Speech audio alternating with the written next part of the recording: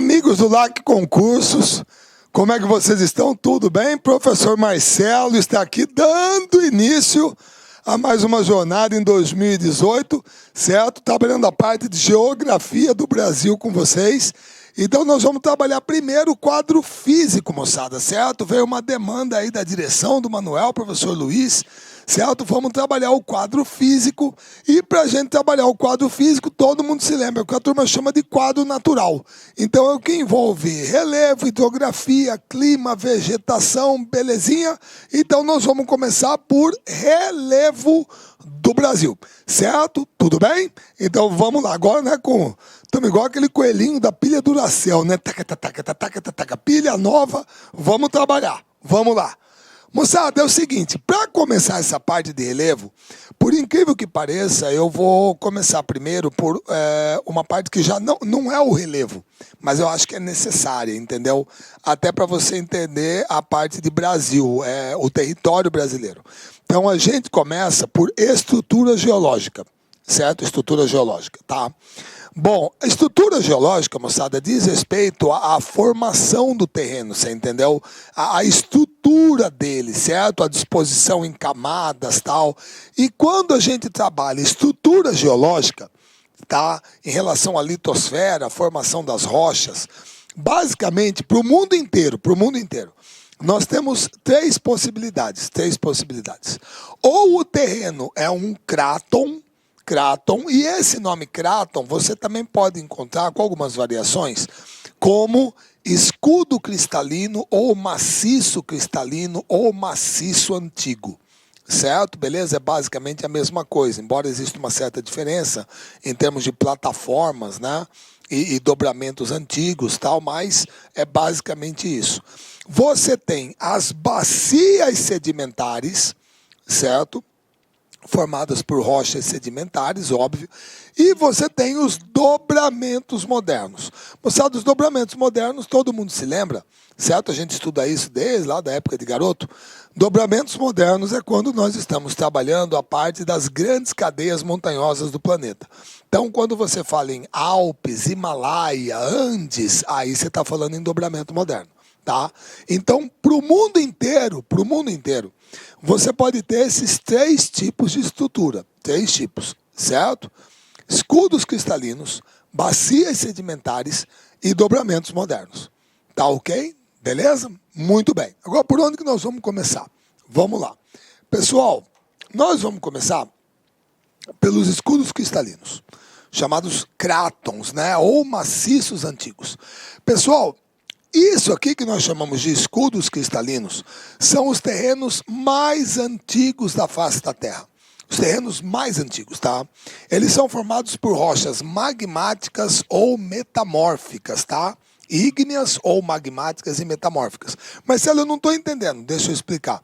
Pessoal, existe uma teoria que é muito boa. Ela é muito boa e você vê que ela tem uma lógica sensacional, que é o seguinte. Quando você imagina o planeta Terra e você se lembra do que é uma erupção vulcânica, que é um dos fenômenos que acontecem na superfície, você sabe que quando um vulcão entra em erupção, o que ele joga para a superfície é magma, lava vulcânica, que é um material quente, pastoso e que vem do interior da Terra, vem de dentro, de uma camada interna, do manto da astenosfera, certo? Muito bem.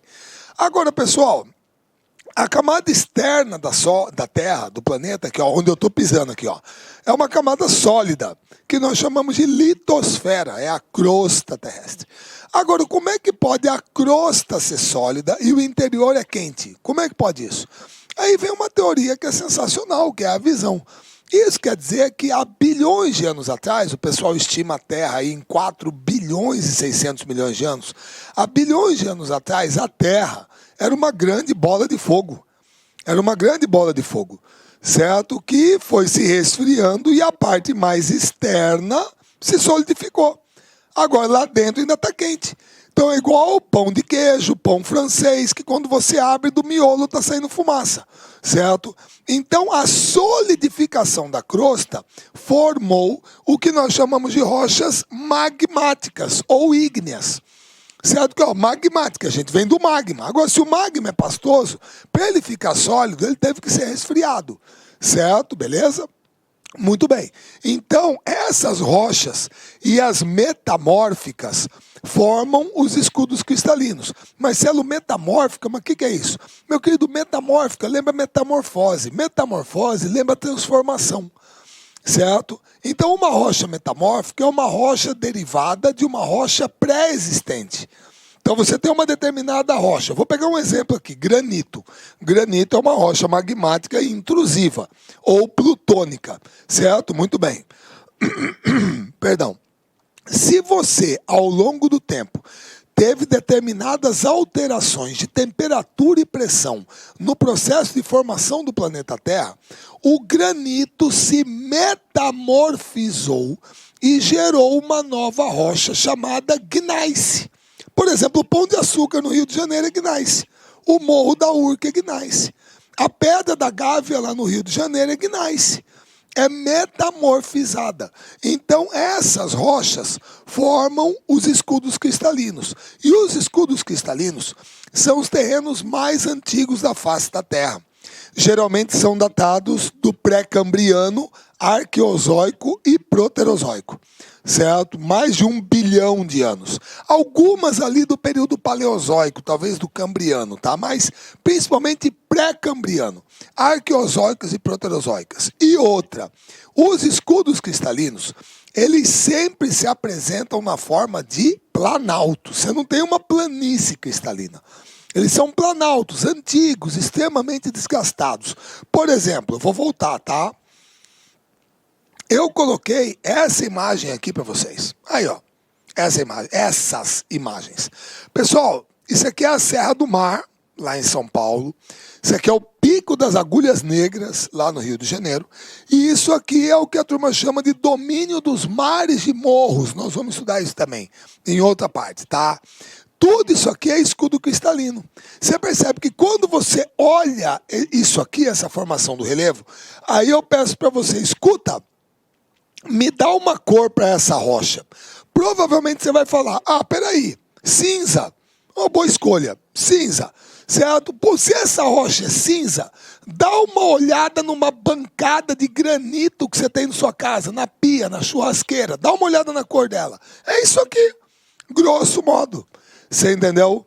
E como você percebe, são formações planálticas extremamente desgastadas, erodidas, certo? Aqui, ó, o topo é arredondadinho, são geologicamente falando estáveis, ou seja, aqui você não tem tectonismo, certo? De grande magnitude, atividade vulcânica ativa, não tem, certo? Atividade vulcânica, né? Ativa ficou péssimo.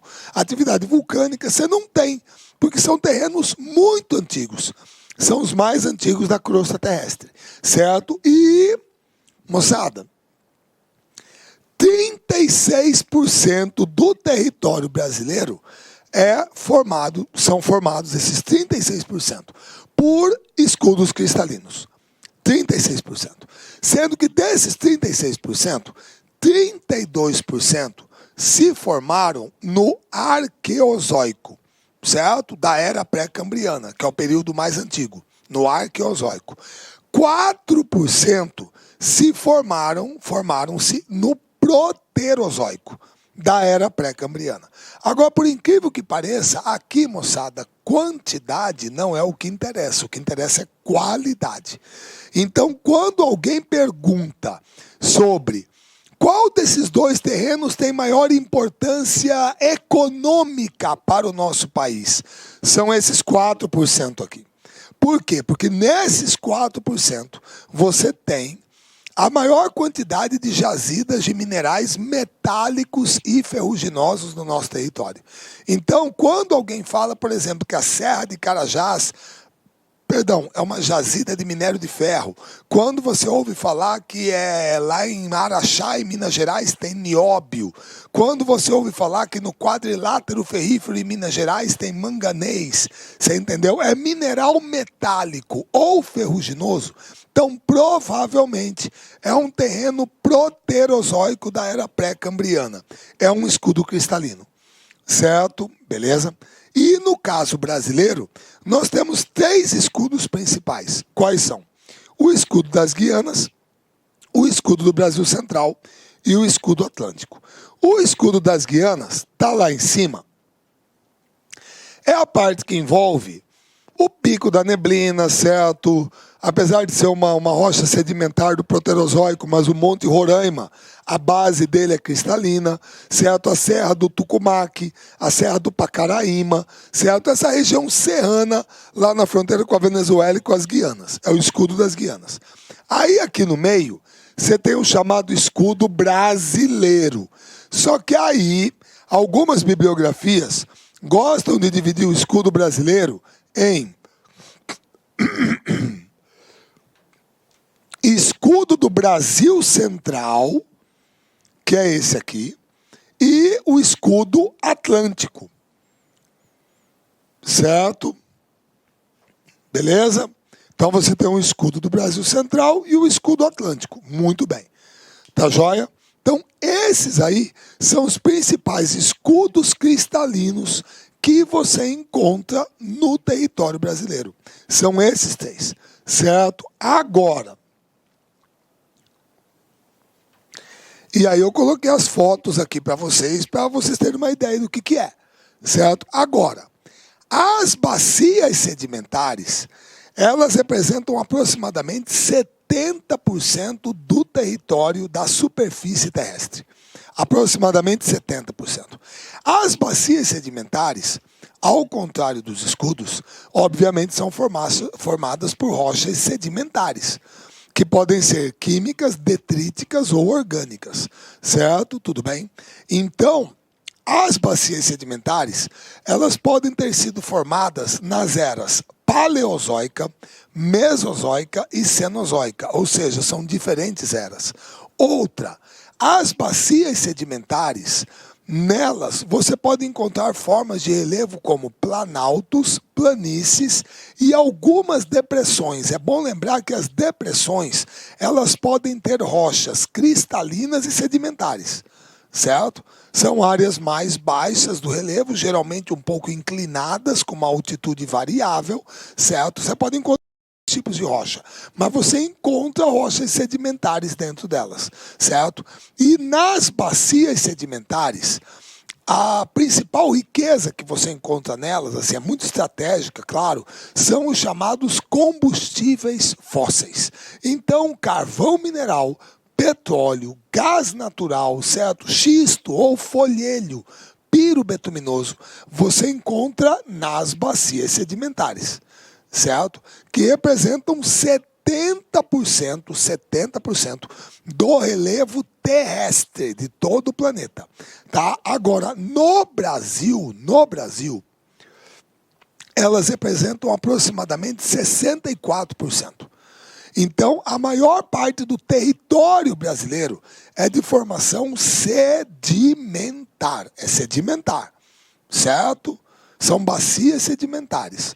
Agora, como você está vendo, olha só. Isso aqui é o Pantanal Mato Grossense. É uma planície.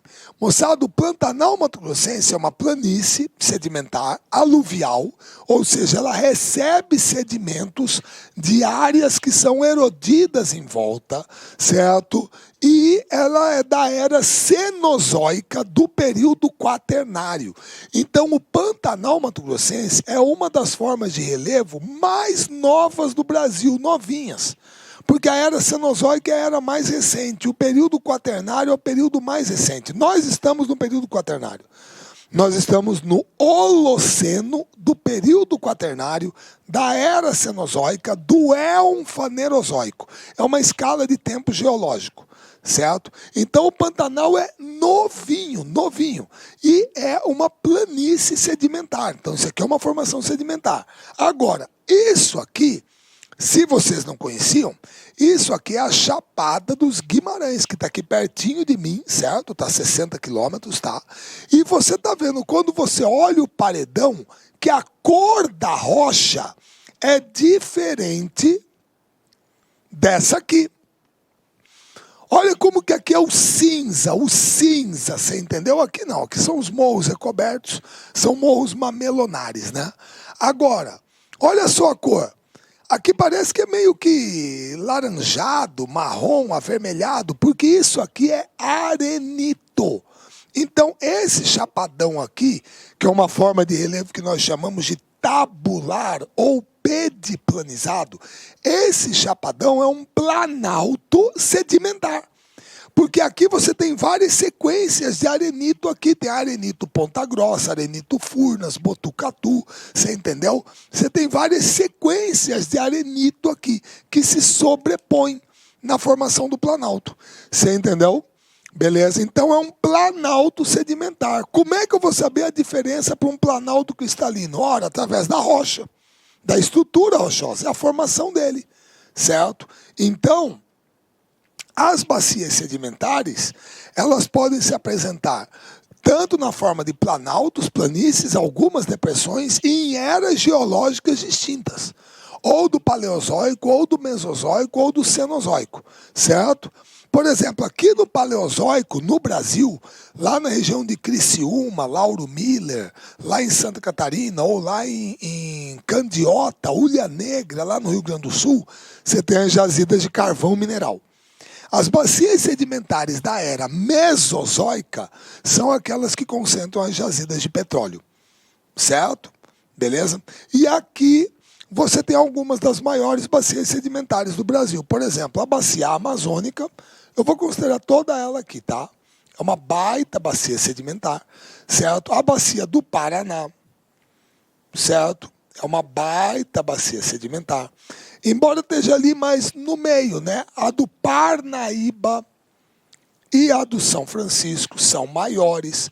E aí você tem algumas bacias menores, como a do Pantanal, certo? Beleza? A do Alto Tapajós, tá? A de Marajó. São menorzinhas, certo?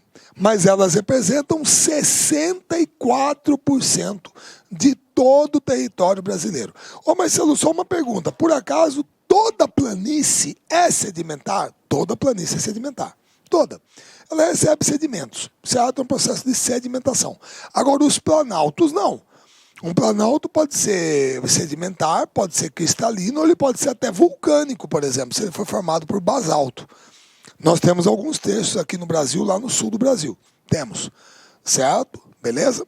Mas basicamente é isso aqui, tá? Agora, isso aqui é o que não tem no Brasil. Isso é o que não tem, certo? Aproximadamente 50 milhões de anos, a gente estava no Eoceno, do Paleogeno, do período terciário da era Cenozoica, certo? Beleza? Dobramentos modernos. Isso é o que não tem no Brasil. Tá aqui é o Monte Everest, lá no Himalaia, certo? Então, cadeia montanhosa formada por choque de placas tectônicas, isso é o que nós não temos aqui no Brasil. O que nós temos aqui na América do Sul é a Cordilheira dos Andes. Então, para o Brasil, é escudo cristalino e bacia sedimentar, certo? Agora, com essa característica geológica, pô, moçada, é complicado, né? Aí, ó. Se você pegar todo o território brasileiro, moçada, todo o território brasileiro, 0,5% tem mais de 1.200 metros de altitude. Só 0,5%. Então as altitudes são muito modestas, Para você ter uma ideia, todo mundo sabe, né? Eu sou cuiabano, gravo aqui de Cuiabá, Mato Grosso. Quantos por cento do meu estado, Mato Grosso, quantos por cento do meu estado, que tem 900 mil quilômetros quadrados, quantos por cento de Mato Grosso estão acima de 1.200 metros? Quantos por cento? Zero. Zero. Nós não temos um ponto acima de 1.200. O ponto mais alto aqui em Mato Grosso é um lugarzinho chamado Serra Monte Cristo, tem 1.118. É o ponto mais alto. Aqui é 0%. Então são altitudes modestas, o que mostra que a nossa formação geológica é antiga. Tá, beleza? Nós estamos no centro da placa sul-americana, então nós não tivemos esse negócio de movimentação de placas, choques para dobramentos modernos. Então as altitudes são modestas, tá? Beleza? Agora, o relevo, você está vendo aqui, ó, 58,5 mais meio dá 59%. 59% do território está entre 200 a 1.200 metros. 200 até acima, perdão, de 1.200. Então, o nosso relevo é predominantemente planáltico. O que predomina no Brasil é planalto e depressão, nós vamos ver isso, certo? Mas as altitudes são modestas, tá bom? Agora vamos lá. Como nós estamos falando de relevo brasileiro, então eu tenho que contar essa historinha aqui.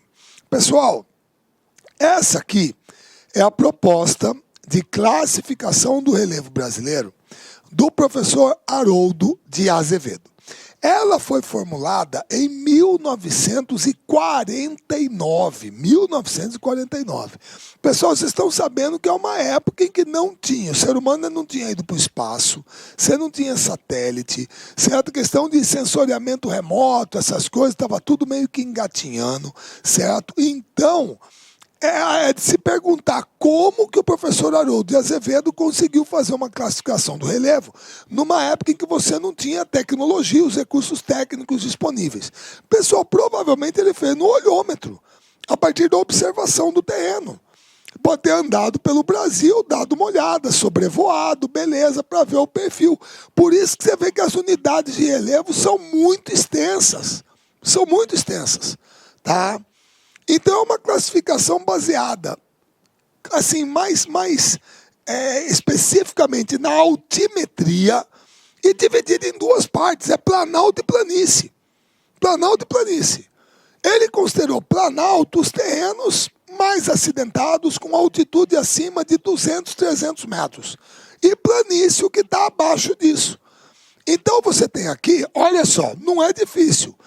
1, 2, 3, 4, 5, 6, 7, 8. 8 unidades do relevo. Não era difícil de decorar. Não era. Por exemplo, se alguém perguntasse qual seria a classificação do relevo de Mato Grosso por essa proposta aqui? Ué, Planalto Central, Planície do Pantanal. Pronto, está classificado. 2 unidades, grosso modo. Não sei se o Planalto Meridional pegaria um pedacinho, que acho que não. Planalto Central, Planície do Pantanal. Pronto, é o relevo do meu estado. Está classificado. Certo? É isso. Beleza? Então, isso aqui foi um pontapé. Certo? Quer dizer, a primeira proposta de classificação. Pô, trabalho sensacional. Para a gente começar a conhecer a geomorfologia do Brasil. Aí você toma muito cuidado, hein? Quando a pessoa fala de estrutura geológica, ele está falando da formação da rocha, você entendeu? Da estrutura do relevo, como ele foi formado. Quando a pessoa fala em geomorfologia, é o estudo da forma da terra. Então é o estudo do relevo, certo? É o estudo do relevo. Aí você vê o formato aqui na superfície, tá bom? Beleza? Então essa aqui foi a proposta dele, tá bom? Beleza? Muito bem. Agora, em 1958, o professor Aziz Absaber, Nassib Aziz Absaber, certo? Resolveu dar uma contribuição, certo? E tentar dar uma melhorada na classificação do relevo do professor Haroldo de Azevedo, certo? Beleza? Provavelmente aqui é todo mundo da USP, né? Ele deve ter sido aluno, talvez, do professor Haroldo de Azevedo. Não sei, eu não tenho essa parte, mas suponho. Porque o outro que eu vou falar foi aluno dele, tá? Então isso é legal na academia. Na academia é isso, a academia, a universidade, é lugar de geração de conhecimento. Então você sempre tem que estar avançando, até buscando melhorar. Só que vocês estão percebendo uma coisa. Essa proposta aqui, se eu fizer esse vai e vem, aqui ó, 58, 49. 58, 49. É muito parecida. É muito parecida. Você quer ver? Olha só. Planalto das Guianas. Tem aqui. Aqui também tem. Certo? Planalto Central. Tem aqui. Aqui também tem. Planalto Meridional. Tem aqui. Aqui também tem. Planície do Pantanal. Tem aqui. Aqui também tem. Planície costeira. Tem aqui. Aqui também tem. Ah, mas ele então é tudo igual. Não é. Não é, eu vou mostrar as mudanças. Mas, pessoal, por que está tudo igual aí?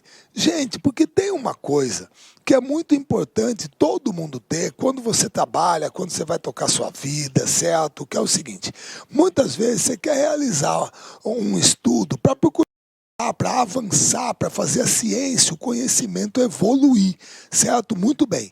Mas se tem uma coisa que todo mundo tem que ter, cara, é humildade.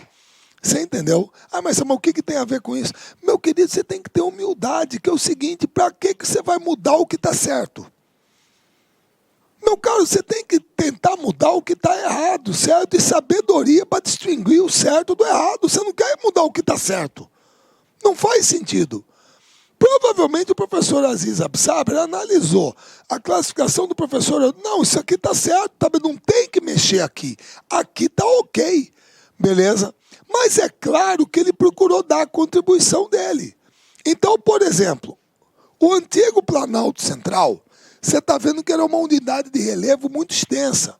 E provavelmente o professor Aziz Absaber percebeu que aqui na bacia do rio Parnaíba, bem aqui, ó, havia uma estrutura um pouco diferente, certo? Geologicamente falando, ou quanto ao formato de relevo de cuesta, que é muito comum aqui. Então ele resolveu segmentar essa parte e chamar de Planalto do Maranhão Piauí. Pronto, porque era uma feição meio diferente das chapadas aqui do Planalto Central. Pronto, beleza. Outra, o Planalto Atlântico era muito extenso. Vinha lá do Nordeste até aqui embaixo. Então, ele resolveu segmentar aqui, de repente, algumas áreas do Planalto da Borborema, certo? Da Chapada do Araripe, e vamos chamar isso aqui de Planalto Nordestino. E essa parte de baixo, serras e planaltos do leste e do sudeste. Pronto, mudei o nome. Tudo bem. O professor Haroldo de Azevedo chamou tudo isso aqui de planície amazônica. Só que andando por lá, o professor Aziz Absaber percebeu que a Amazônia ela é formada em 3 níveis altimétricos. A parte mais baixa dela. Você tem o Igapó, que é a parte que está à margem dos rios, é alagada praticamente o ano inteiro. Você tem a várzea, que é alagada só durante as cheias, e a terra firme, que nunca é alagada. Então você tem o Igapó, a várzea e a terra firme. E aí ele constatou que a maior parte da Amazônia é o quê? É terra firme, não é alagada. A maior parte da Amazônia não é alagada durante as cheias, só o Igapó e a várzea. Certo? Então ele considerou que o Igapó e a várzea, onde a água chega, é a planície, que é uma característica geralmente das planícies no mundo inteiro. Elas são alagáveis, ou alagadas, ou aluviais, certo? Agora, como tem a terra firme, onde a água não chega, ele colocou lá planícies, Igapó e várzea. E terras baixas, terra firme, amazônicas. Pronto, já é uma contribuição.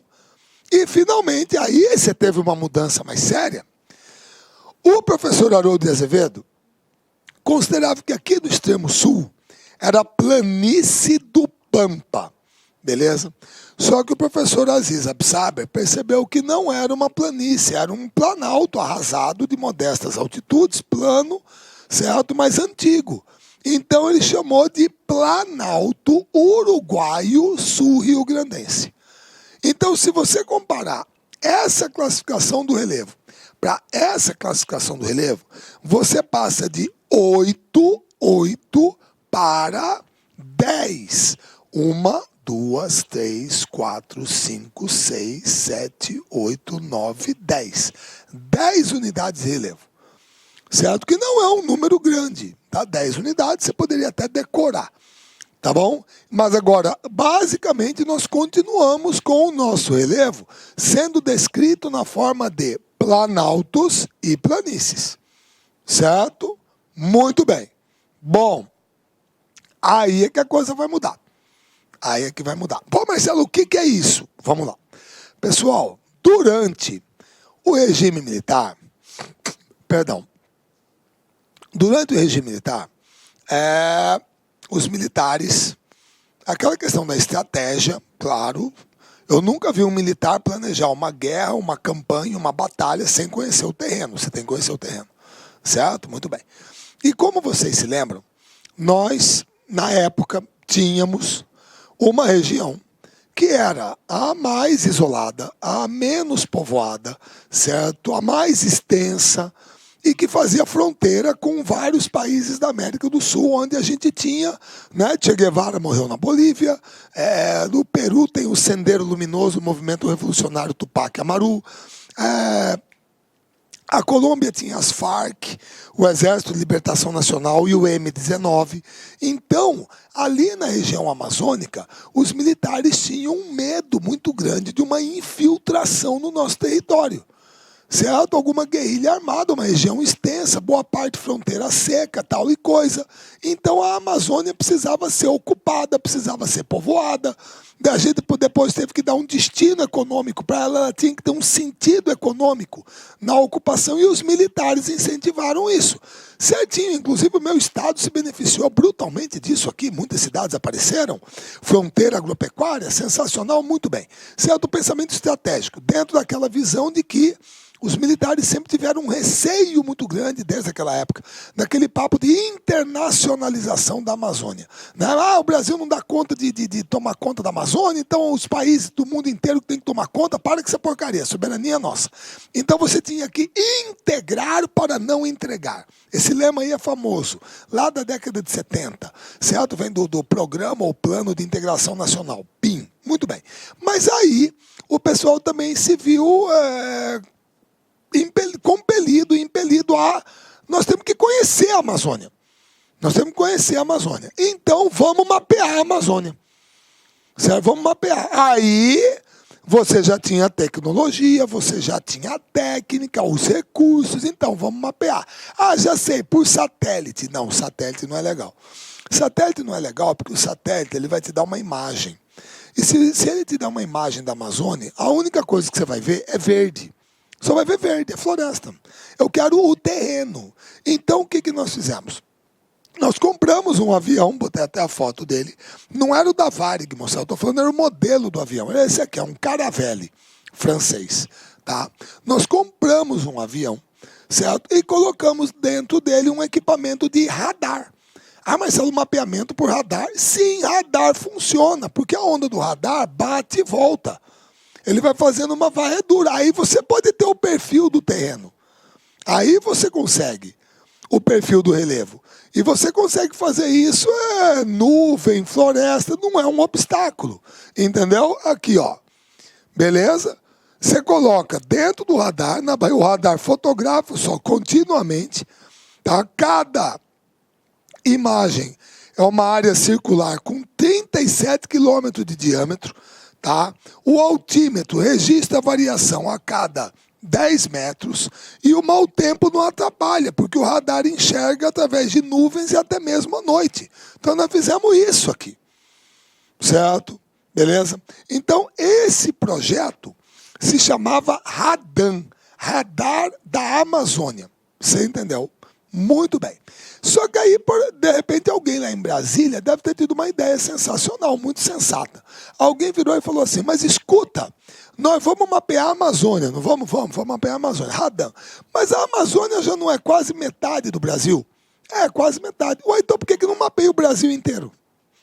Ué, vamos fazer o serviço completo logo. Ué, para que vai mapear a metade? Vai largar outra metade sem mapear?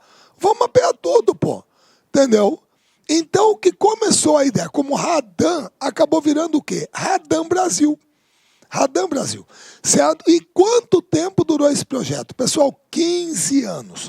De 1970 até 1985. Foram 15 anos de mapeamento sobrevoando o território brasileiro, certo? De tal maneira que no final desses 15 anos, no final desse processo, o resultado era isso aqui. Tava o Brasil todinho, cada quadrante desse aqui, né? Cada quadrante. Tá aqui o de Cuiabá, é SD21, tá? É SD21 do Radam Brasil. Tá aqui a Guaporé, beleza? Porto Velho, Juruena, Tapajós e por aí vai. Então o território brasileiro foi todinho todinho mapeado, todinho, para você levantar tudo que você poderia ter, curso de rio, nascente, localização de cidade, estrada, escambau A4, todo, até recursos naturais, tudo. Você entendeu? Então o território brasileiro foi todinho mapeado através do Radam Brasil. E como você conseguiu mapear e pegar a forma do relevo, então o detalhamento do relevo ficou muito mais acentuado. E aí, a partir do Radam Brasil, na década de 90, lá por 1995, saiu isso aqui. Ah, Marcelo, peraí, você está me dizendo então que essa classificação do relevo brasileiro, ela ficou valendo por mais de 30 anos. Sim, por mais de 30 anos, todos os brasileiros que fizeram vestibular, concurso, estudavam por isso aqui. De 58 até 95, mais ou menos, por aí. Era isso aqui que você estudava, certo? A partir daí, você vai para isso aqui. Isso aqui é a classificação, é a proposta de classificação do relevo brasileiro do professor Jurandir Luciano Sanches Roça, que é da USP também. Foi aluno do professor Aziz Absaber, certo? E aí o levantamento é através de imagens de radar. Qual é o critério?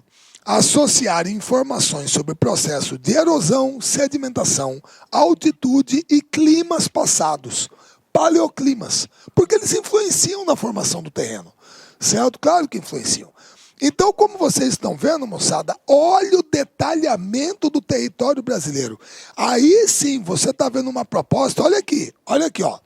Parecida, né? Haroldo de Azevedo, Aziz Absaber. Parecida. Agora, cara, totalmente diferente. Totalmente. Agora o Brasil está dividido em 28 unidades do relevo. 28. Certo? Olha o detalhamento. Possibilita uma melhor avaliação sobre possíveis impactos ambientais, proporciona um planejamento mais adequado sobre a ocupação, o aproveitamento econômico do território. Por exemplo, antigamente você falava que Mato Grosso era Planalto Central. Então, quando você falava em plantar alguma coisa, alguém pensava, pô, eu vou botar uma colheitadeira no Planalto, um trator.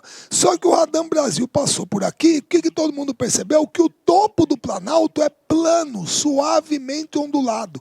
Então, dá para mecanizar. Então, olha hoje aí, Nova Mutum, Lucas do Rio Verde, Sorriso, Sapezal, Campo Novo dos Parecis, Campo Verde, Primavera do Leste, é tudo Planalto. Cara, é a principal área produtora de grãos do Brasil.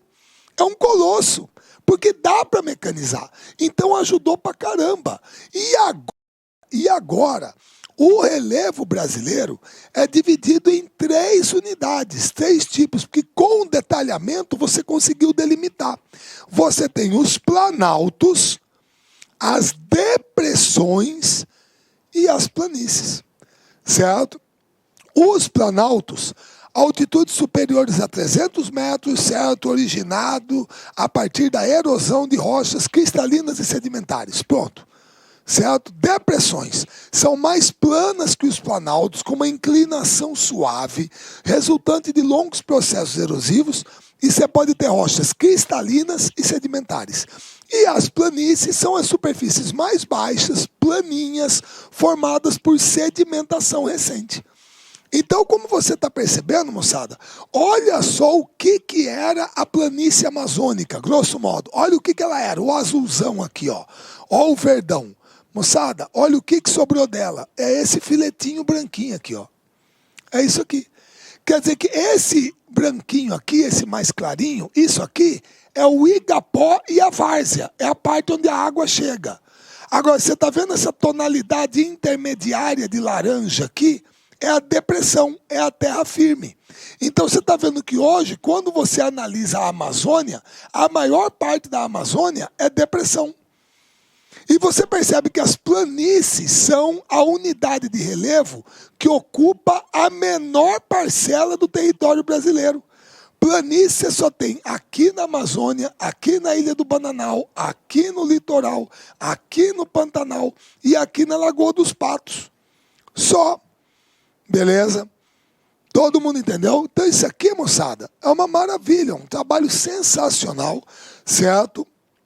Que deu um detalhamento muito mais acentuado do território brasileiro, tá? E é a atual classificação do relevo que nós adotamos. É essa aqui. Ô Marcelo, mas peraí, cara, 28 unidades do relevo, como é que eu vou fazer para decorar tudo isso? Cara, peraí, você está achando que eu decorei tudo isso? Quer dizer que se você apontar um número aqui de cabeça, eu sei. Cara, de repente eu posso até saber, mas sinceramente eu não vou me arriscar não. Mas aqui é o seguinte, o que a gente quer com isso aqui é o seguinte, moçada. O que eu acho importante é você ter noção de quem é quem.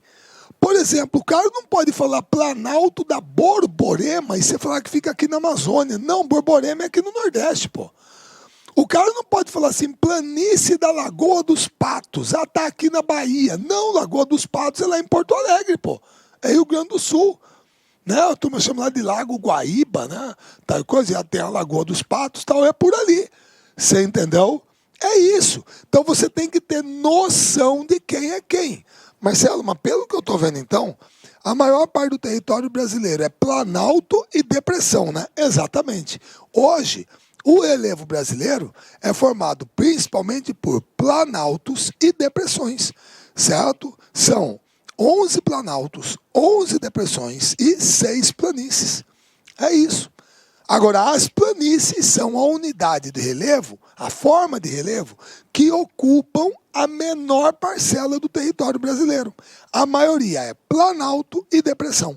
Agora, com relação ao decorar os nomes, cara, é complicado. Eu não acredito que o cara vai pedir para você decorar tudo isso aqui. Mas você tem que ter uma noçãozinha de quem é quem. Você não pode falar assim, Chapada dos Parecis, tá aqui no Nordeste. Não, gente, tá aqui no Mato Grosso, pô. Aqui no Centro-Oeste, que é Chapada e Planalto dos Parecis. Essa noção você tem que ter. Agora, esta é a classificação do relevo que geralmente é abordada hoje em vestibulares, Enem, concurso, é isso aqui. Porque é a atual que você encontra nas apostilas, livros didáticos, etc. Beleza? Pessoal, tudo bem? Muito bem. Então, relevo do Brasil, tudo tranquilo. Vamos continuar trabalhando o quadro físico, certo? E aí eu volto numa próxima aula com vocês com clima, vegetação e hidrografia. Tá joia? Moçada, um prazer em revê-los, tá? 2018 tá aí. Vamos a todo vapor, certo? Um grande abraço a todos e até a nossa próxima aula. Valeu! Clique lá.